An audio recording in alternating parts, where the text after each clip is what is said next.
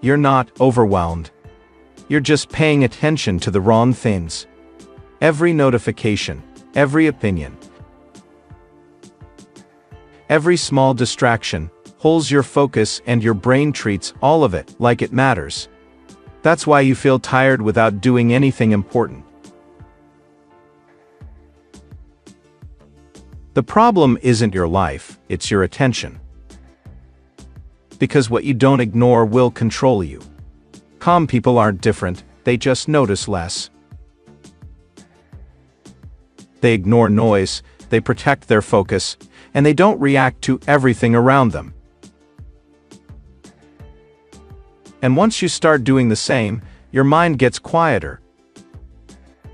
Your decisions get clearer, and everything starts to feel easier.